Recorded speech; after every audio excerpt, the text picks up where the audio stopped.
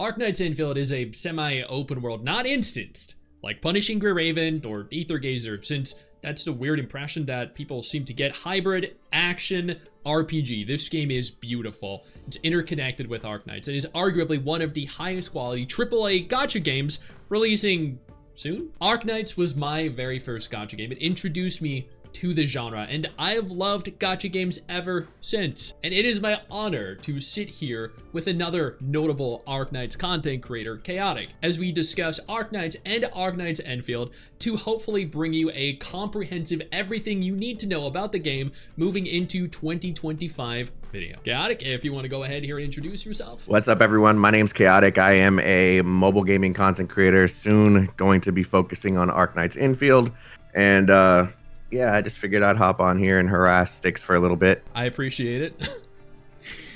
Hey. So what is your history with the game? Because again, like I got into the game through like back in 2021 or 2022. You mean the original Arknights? Yeah, OG Arknights, like your history with the whole Arknights franchise. It's actually very strange how I got into it, because I played it at launch, hated it, didn't like anything about it, was absolutely bored by every aspect of it. But of course I wasn't reading the story, but yeah, I was bored by every aspect of it. The thing that made me want to start trying it in the first place, and to keep in mind, I didn't know what a gacha was at this time either. What made me want to dive into it further was I was shit talking the game a lot on stream because of it being just a chibi game, and unexpectedly something that you never see in gacha communities ever, like a massive group of them just came into my chat and were just like, hey man, we think you're wrong about this. We don't want to ruin your vibe or anything, but we're asking you to give the game one more try.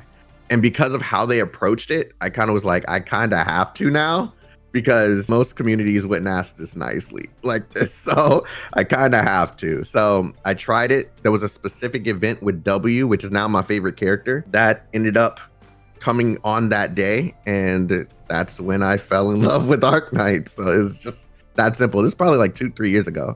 So about the same time as me then. Yeah. Right. Cool. The Dark Knights event that starred W.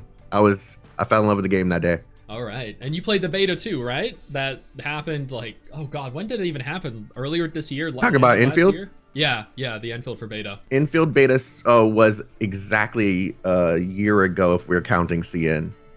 Right. Because CN had a beta test take place in December of 2023. And because you did a video on that with like 40 hours or something of your impressions or something. It's like 20 something hours, I think. But yeah, I did an impressions video because I was pretty sure no one else had cared about it. And yeah, it so happens that now we're here, and I didn't expect the game to get this much traction, which I'm kind of happy about. Yeah, I feel like back during the first beta, very few people were interested in it. Now, after the recent trailers, everyone is interested in it. Yeah, of course. Yeah. So yeah, it's the thing that's actually interesting about the game is I'm kind of gloating about this because I'm kind of like it's like proud moment. I sent them some feedback about a specific thing that they needed to change, and they actually changed it. Well, That's more than enough reason for me to keep on like doing like the reviews on the game. I just sparked a whole bunch of motivation. So what I'm hearing is the devs listen. The devs listened. Wow, there we go. So Kudo aren't the only ones that do then, huh? Why'd you have to do that? I'm sorry, I saw the opportunity. I had to take it. Yeah, go ahead. Do you think? All right. So since you played the original beta from a year ago, what was the combat system like then? All right. So the combat system for the previous beta, which has been changed, I'm going to say this before I even get started. It was more of a like hybrid towards like an Xenoblade Chronicle style MMO, if that was to ever happen. It's exactly what you would think if you were thinking Xenoblade was an MMO. They take that low combat style of them just constantly attacking and add like 1 or 2 abilities per character, and those characters you just basically are building up their ultimate, and then you go in like a rotation. So that's what they were going for the beginning of the game during their technical test. Now, basically, what they're doing is they're swapping it to more of an action RPG and SRPG hybrid. At least from the interview that I was just recently reading, they've completely revamped the combat, removed some of the MMO-esque features, and now they're going to test this action RPG, SRPG style of gameplay. I don't know if this is just like a test that they're doing, if they're willing to go back and try the other thing again, or if this was probably like the route that they wanted to go in the first place. But yeah, they're going for like this hybrid of combat. I'm still reading through the interview, but yeah, it looks like they're literally trying to do something vastly different. Another thing is they're trying to figure out how to make team collab combat work in this new system. I have this on the screen. So yeah, that's something that's going to be very interesting to see how much they keep on changing this combat. Because the combat did look really good from the trailers that we saw. It looked very different to the original trailers we saw for Enfield. And I know a lot of people were... So there's been a point of contention in the community that I've seen. Like, I know you've done numerous videos on Enfield so far. I don't know if this is a recurring theme in your viewer base or community as well, but there seems to be, like, a point of contention is that some people are arguing that the game is tab target, and then other people are arguing that the game is full action like WoW. It was never tab target. It was never that. Some people were saying it was, though, and I'm like, what? It blows my mind. Like, in what world did you see any of the gameplay videos uploaded by creators that made you think that it was tab target, right? Like, yeah, it's a mobile game. How's it going to be tab target? I don't know. It's PC, cooperative or crossplay. So maybe they figured like there's just some, degree of functionality for it. I don't know. I don't know how that would have ever worked, but yeah. I don't either. Maybe there's a function to do that on mobile in their, in their mind somewhere. Who knows? But that, I mean, that's the point of contention in, my community thus far. And I think, like, from what we've seen, I don't think it's anything like WoW's action combat. Because, like, WoW, I feel like WoW PGR, they're the, I feel like the best action combat. Now, ZZZ players are going to be like, but Stix, why do you fucking hate ZZZ? And I don't, but, like, Punishing Graven and WoW have some of the best combat in the genre. And Enfield just, like, it doesn't look like that at all. To me, it feels much slower. It feels much more tactical. But at the same time, like it just doesn't feel like a full-on, like, action game. So it's... Yeah. I guess, like, that kind of makes sense based off of what you've read and what we've seen. Yeah, so it has been more tactical in the technical test. I think it's still going to be a tactical system. I don't think they're trying to, like, push it too far away from that. Because what I've seen in the test, if you go back and like implement some clips from the battle system when they were fighting the two little minions at the beginning, you see now it's kind of like they're trying to figure out a way to make this a combo-centric elemental system. It's very, very weird the way that I've been seeing the elements hit the enemy, because it's not just simply, hey, I have a fire character, this fire character does fire damage type of thing. It was actually like imbuing like debuffs actively on the enemy. If you go and watch it, it's based off the QTEs, which is interesting, because if the QTEs or these skills alone are what give you these debuffs, or fire elemental, light, whatever element debuffs, then that's going to be kind of interesting to see how the synergies between each character is going to work. So I'm just interested in seeing what this new battle system's like. I feel like it's not even far. We have like what, 4 weeks? Yeah, January. till January. So I don't know. It's gonna be interesting. Talking about the world, this is another topic of contention. This isn't just in my community though. I've seen this on Reddit. I've seen this on social media, even on Discord. Like, there are people that are claiming that this game is, for whatever reason, an instance game. Like, this is one of the most common comments I get in the video. And that is that the game is instance. Like, to me, I don't know your definition of an instance game, but to me, an instance game is Punishing Raven, is Ether Gazer, where Correct. you load into a zone that is cut off from the rest of the world. And, like, Correct. everything that happens is within that instanced zone, right? Like, that. I feel like they're kind of abbreviating what... Okay, so there is like... I've noticed this. I don't know where it came from, but I've noticed this recently as well. They have... there's instance based, or what I call, those are like battle sims. That's Punishing Gray Raven, Honkai Impact, or those type of games, right? Then there is open world games. We know Genshin, Wuthering Waves, Tower Fantasy.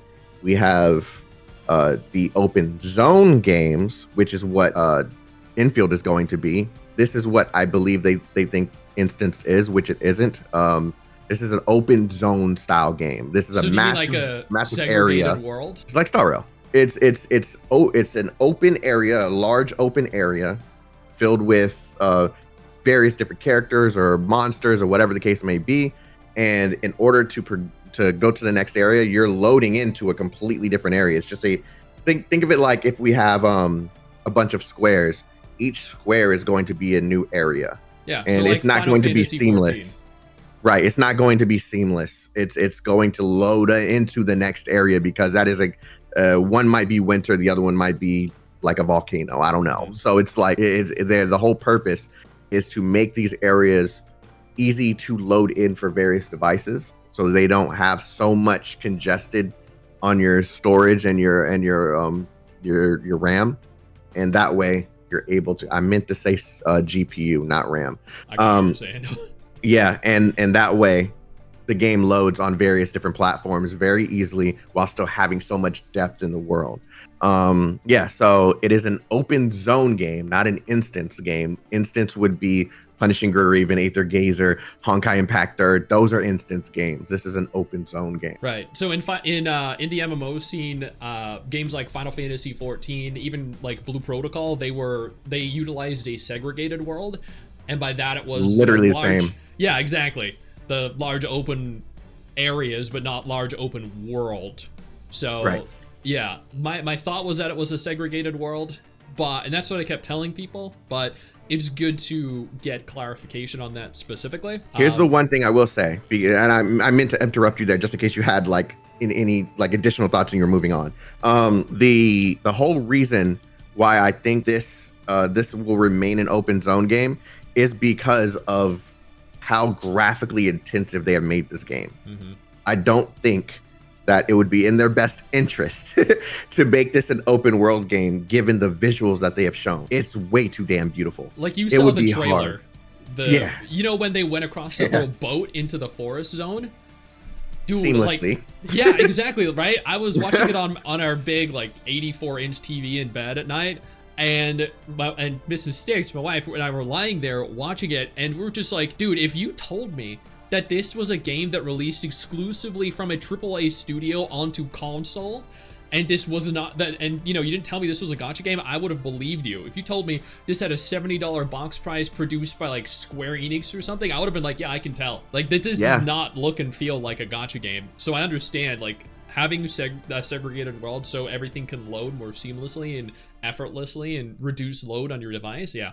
Fantastic choice there. Yeah, they decided to go with Unity too, so I can see all of these things being true. Yeah. Like every decision that everything from what I've read through is keeping various devices in mind. So it's coming out for PlayStation 5, coming out for PC, and it's coming out on Android and iOS. So they have to keep all of these devices in mind, and Unity is the best way to go, keeping it open zone, and making sure that the optimizations between platforms are at literally the best quality possible. So yeah, it's looking good so far. There is going to be an English dub present from what we've seen. I think they showcased the male and female protagonist voices over on their Twitter. And they were good. Like I recall the English dub for Arknights, OG Arknights, and they had some very, very talented voice actors voicing the characters, bringing them to life. I wish the entire story for OG Arknights was voice acted, and that they utilized those voice actors effectively and efficiently for it. So if they have the same voice cast, but you know, like transition them over to Enfield, I think this, and because a lot of people actually, I don't know if, again, like you have the same kind of like recurring sentiment in your community, but so many of my viewers were upset that there was no English dub for Girls Frontline 2. So yeah, I'm one of them. Yeah, I know, right? Dude, so having an English dub for Arknights Endfield, I think is great, because I know that was something that many people were also concerned with. What do you think that? What were your thoughts on the English dub for OG Arknights? If you played with an English dub, you might have played with Japanese. I don't know. If English is available, I'm choosing it. Same here. I'm as much as I like Japanese voice actors, it's much easier for me. I'm a story head. I'll sit here and play for a game for their story. I'm one of the weirdos that treat these games as normal games. So whenever whenever I'm playing the games, I'm going through the story, I'm reading through it, I'm actually like trying to learn the lore of the story and fall in love with the characters and everything that they've made. I very rarely even look at the rates in the game. I just kind of go by what characters I like. So waifus over meta. Absolutely. I find that to be the more enjoyable path for enjoying these games. If I treated all of them like gacha games, man, my brain would be absolved by now. Like it's too much. I got you. That's why I never re-roll either. I don't do that either. Good. Glad to hear I'm not the only person, the only creator that doesn't re-roll. It is a pointless venture because I've done this many times. I've been in a Discord call with someone who is re-rolling, and I'm just playing the game.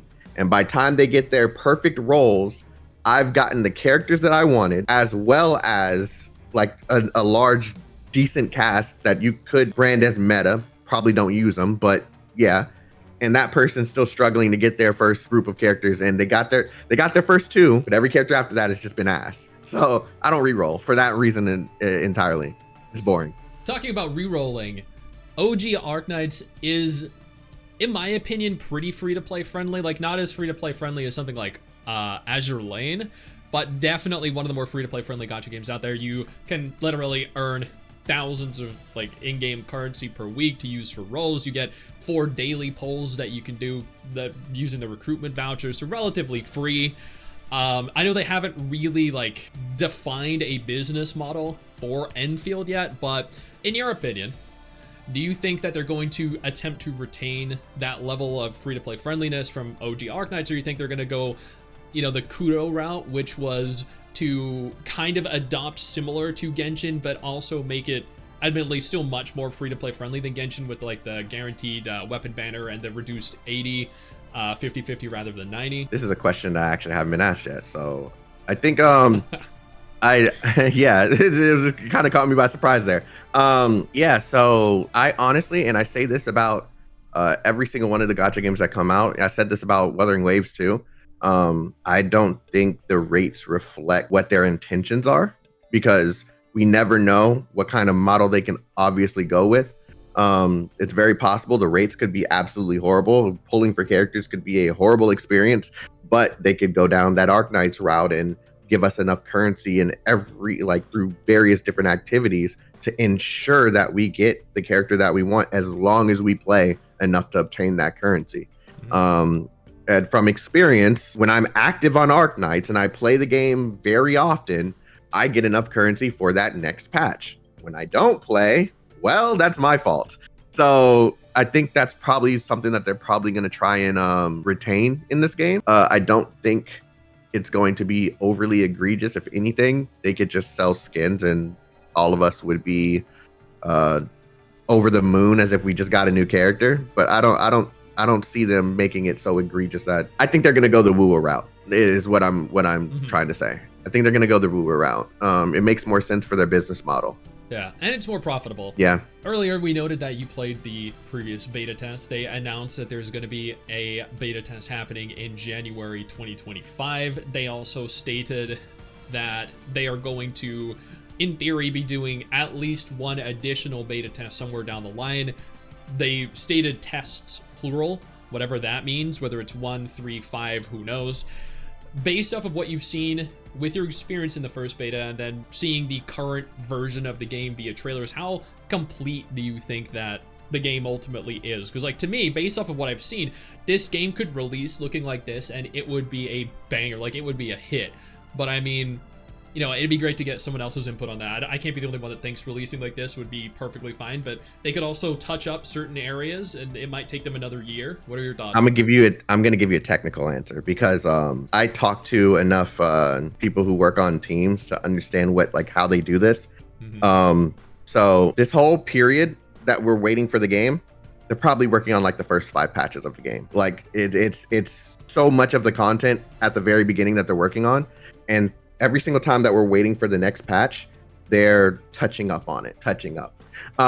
So what I think is the game is probably version 1.0 done, given they've completely waited a year to just, oh my God, the amount of polish they did in a year. It just hit me as I said it. It's there's so much polish that they did in a year. If you go back and you'd watch Arknights Endfield technical test content, which was an old build, by the way, at the time. And now, a year later, the game looks like it's a brand new title with a brand new battle system. And I think that we're probably going to get the game next year. But I think all of this time that we're waiting is probably working on like the whole 1.0 section of the game.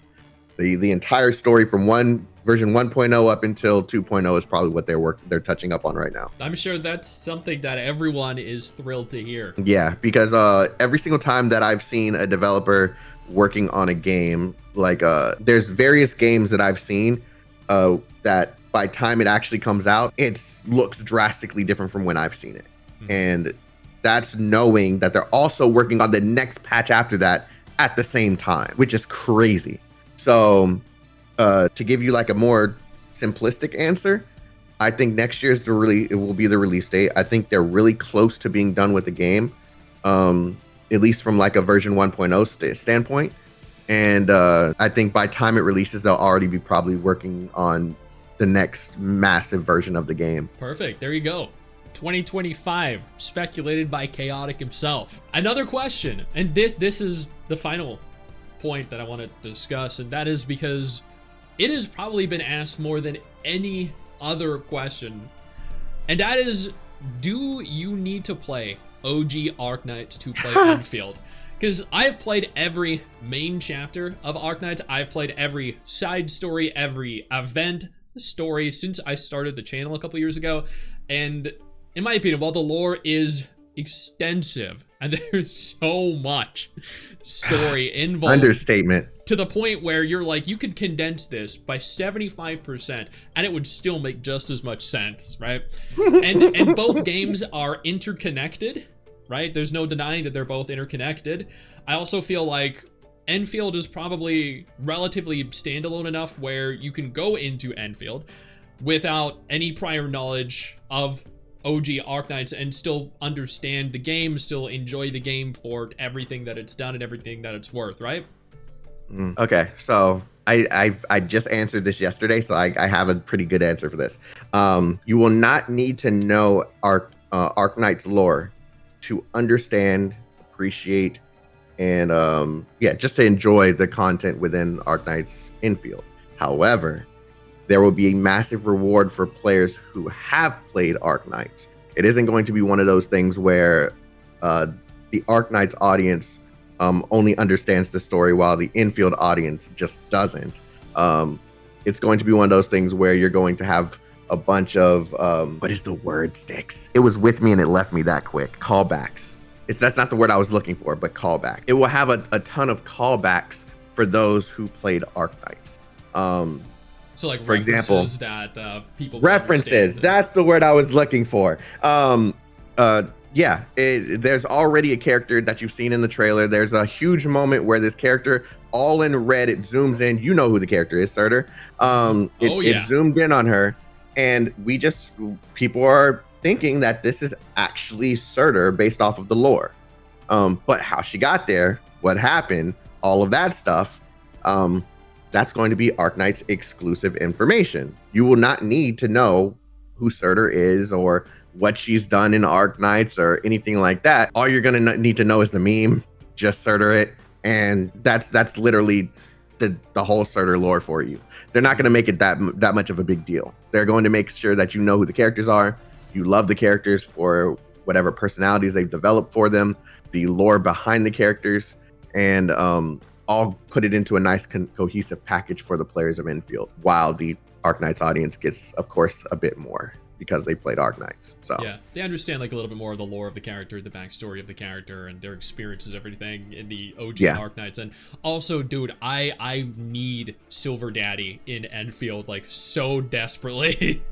Bro, I'ma tell you, I wouldn't be surprised if we saw like all of the. This is 100% going to be fan service. I don't mean fan service as in like we have a whole bunch of revealing characters, right? I mean fan service as in we're definitely going to get some of those old characters in there, because in the last test they were hinting towards, hey, we're trying to find a way to get these characters in, we just don't know how to do it with this.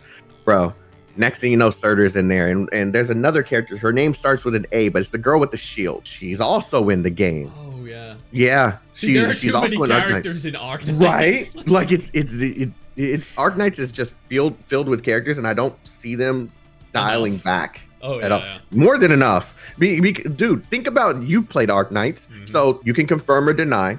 Pretty much every patch, you get a free character when you play the story. You get a limited character, and then you get one of those characters that's going to be hard for you to acquire unless you got some crazy gotcha luck. Like that's literally every single patch. It's like 3 characters per patch, maybe more. Yeah, because there are times when there are 4. Yeah, and you're able to get every single one if you play the game actively. Yep. It doesn't stop you. Like it's not like one of those situations where you're trying to get one character and a weapon and you don't have enough currency for both. You know what I'm saying? So I'm just saying. No shade. No shade at all. No shade at all. No shade at all. In closing, how excited are you for Arknights Endfield? Like, on a scale of 1 to 10, you know, like, where do you think this game is going to fall in terms of enjoyment for you? Because for me, personally, I'm at, like, you know, I'm probably as hyped as I can be. Big OG Arknights fan, seeing everything fully rendered in, like, 3D rather than the original chibi models, and seeing how fluidly and flawlessly everything has been implemented, how everything has transitioned into this new, you know, aesthetic and graphical style. It's all fucking insane. And to me, like, I feel like there are 2 gacha games I'm really excited for. It was originally Azure Premilia and Project Mugen. Now it is Ananta and Enfield. So they're my For me, I'm gonna tell you, you said 1 to 10. Yeah. It's like a 50. I'm literally thinking about like stop doing my first channel and just focus on this game. I'm that excited. I'm one of those people that if I'm not enjoying what I am playing, I'm not making content on it. Like it's like there are moments where I just get bored of stuff, and it's been a very long time since I felt this itch to just play a game. There was probably about 20 hours of content in Enfield. I clocked in well over 60 just doing stuff, and there wasn't that much to do in the test. I just wanted so much more. So I'm so excited for the game. I think I've fallen in love with the Arknights world enough to just play this. Like that's all I really want right now. All the other games, they look cool, they're fun. I think this is like the game for me. I understand. I do. I completely understand. It sounds very freaking weird, man, but it's like a Final Fantasy fan, right? You like Final Fantasy 7, you like Final Fantasy 8, but then you go back and you play Final Fantasy 6. And even though it's old, you're just like, damn, this was peak storytelling. See, and for me, only want to play that one. 9, right? Like for me, I understand though. Because every single one of my like very close friends, we all like a different version. I'm 6.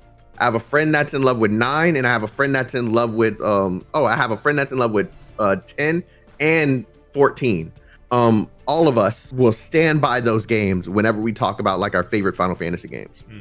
So like when I say this, I authentically mean like I'm in love with this game to that degree. It is that much fun for me. I don't even care if it doesn't do as well to the massive audience. I think this is like, I'm just gonna do it straight off for the passion of the game, dude. I really like it. But then people overestimate how well a game really even needs to do. Because like Arknights, it does incredibly well, well, right? So does Azure Lane, so does Punishing Gray Raven, you know, Honkai Impact. There's so many games that aren't Genshin level that make a tenth of what Genshin makes, and they are overwhelming successes, right? So, you know, it doesn't need to make 50, 100 million per month to be successful.